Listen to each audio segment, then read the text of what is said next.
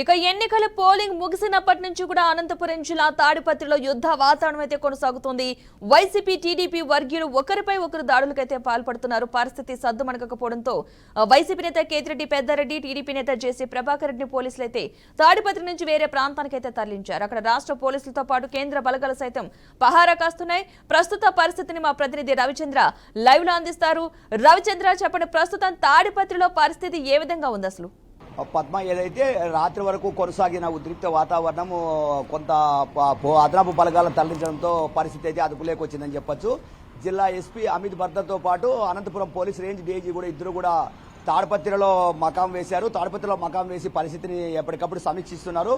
రెండోది, ఏదైతే నిన్న రాళ్ల వర్షంలో ఇరు వర్గాల రాళ్ల వర్షంలో గాలిలో కాల్పులు జరిపారు, బాష్పవాయు ప్రయోగం కూడా చేశారు. ఈ నేపథ్యంలో సిఐ మురళీకృష్ణతో పాటు కానిస్టేబుల్ గాయాలయ్యాయి.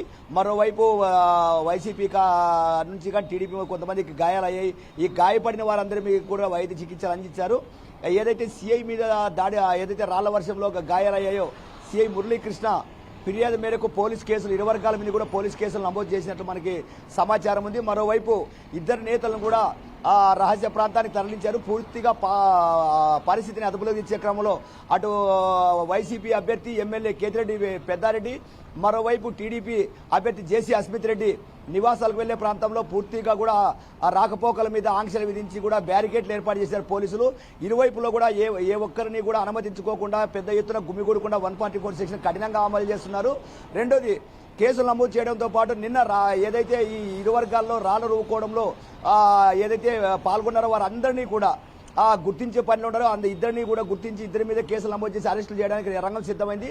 అయితే నిన్న జరిగిన సంఘటన మీద మాత్రం పూర్తిగా స్థానిక పోలీసుల వైఫల్యం వల్లనే ఈ సంఘటన ఇంత స్థాయికి చేరిందని చెప్పి ప్రజలంతా కూడా చర్చించుకుంటున్న పరిస్థితి. అలాంటి విమర్శలు కూడా వస్తున్నాయి పోలీస్ శాఖ మీద. ఎందుకంటే పోలింగ్ రోజు నుంచి కూడా అది తాడపత్రి అనగానే సమస్యాత్మక ప్రాంతము, ఇరు వర్గాలు కూడా ఒకరిపై ఒకరు కవ్వింపు చర్యలకు పూనుకుంటున్నారు. ఈ నేపథ్యంలో ఏదైతే ముందస్తు చర్యలను చేపట్టకపోవడం వల్లే నిన్న ఆ స్థాయి వరకు జరిగింది. దాదాపు 5 గంటల పాటు రాళ్ల వర్షం, ఒకరిపై ఒకరు రాళ్ల వర్షం కురుస్తున్నారు. పోలీసులు గాయపడ్డా ఇంత జరుగుతున్నప్పటికీ కూడా ఆ స్థాయికి రావడానికి అదనపు బలగాలు తరలించే విషయంలో కూడా కొంత ఇది అయింది. ఈ పరిస్థితుల్లో జిల్లా ఎస్పీను రేంజ్ డీఐజీ కూడా తాడపత్రిలోకి మకాం వేసి పరిస్థితిని అదుపు చేయాల్సిన పరిస్థితి వచ్చింది. దీంతో అదనపు బలగాలను కూడా తరలించారు. ఇప్పుడు ప్రస్తుతం అయితే పరిస్థితి మొత్తం శాంతించింది, అదుపులో ఉంది.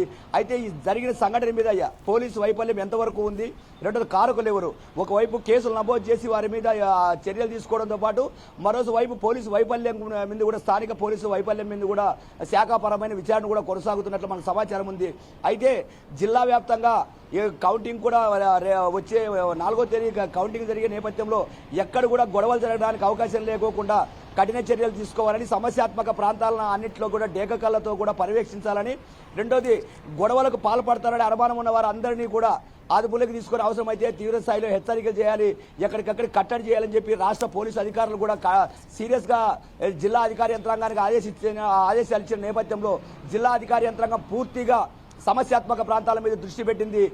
మరిన్ని ప్రాంతాల్లో గొడవలు జరగకుండా కట్టడి చేసేందుకు అన్ని చర్యలు తీసుకుంటోంది. Padma. Okay, right, thank you Ravichandra.